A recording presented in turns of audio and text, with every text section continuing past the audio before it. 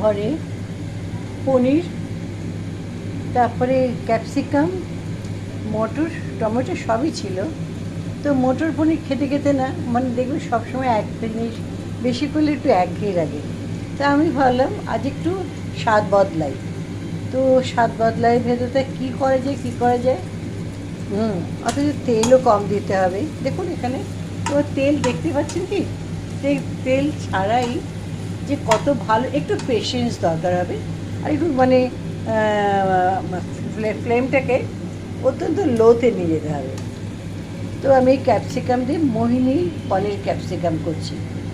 তো এবার আস্তে আস্তে বলি, না হলে দেখা যাবে যে কথা বলতে বলতে আসলটাই বলা হলো না। তো মোহিনী পনির ক্যাপসিকামের জন্য পনিরটাকে এরকম কিউব করে কাটতে হবে।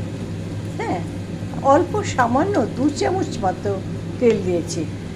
হ্যাঁ, দেখতে পাচ্ছেন তেলের তেল দেখাই যাচ্ছে না, অথচ এটাকে সফট করতে হবে, সেই জন্য একটু নাড়তে হবে।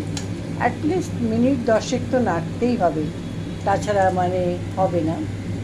তো এটা যখন ভালো করে সফট হয়ে যাবে তখন পনিরটাকে, এটাও বেশ একটু কঠিন ব্যাপার যদিও, পনিরটাকে গ্রেটেড, দেখছি কি সুন্দর পনিরটাকে গ্রেট করা হয়েছে। এটাতে কিন্তু 200 গ্রাম পনির আছে। আমি ইচ্ছে করলেই সময় বাঁচানোর জন্য মোটা মোটা করে কিউব করে টমেটো, রসুন, পেঁয়াজ সব দিয়ে আমি মটর পনির বানাতে পারতাম। কিন্তু রান্না একটা আর্ট, এটার জন্য একটু পেশেন্স লাগে আর অনেক ভালোবাসা লাগে। সে অনেক ভালোবাসার জন্য মানে কাজটাকে কঠিন বলে মনেই হয় না। তা পনিরটা গ্রেট করা হয়েছে, এবার ক্যাপসিকামটা নরম হওয়ার অপেক্ষায় আছে। যতক্ষণ নরম না হবে ততক্ষণ আমার এটাকে নাড়াচাড়া করতেই হবে।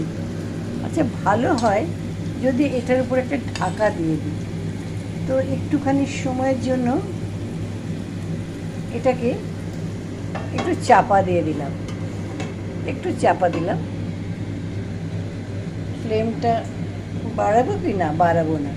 ফ্লেমটা বাড়ালে এটা কি, যেহেতু তেল অল্প আছে, পুড়ে যাওয়ার সম্ভাবনা আছে।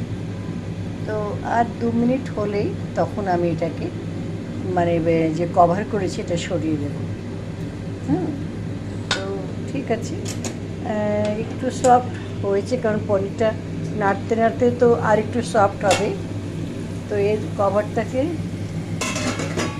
সরিয়ে দিলাম, সরিয়ে দিয়ে এবার পনিরটাকে আমি দিয়ে দিচ্ছি।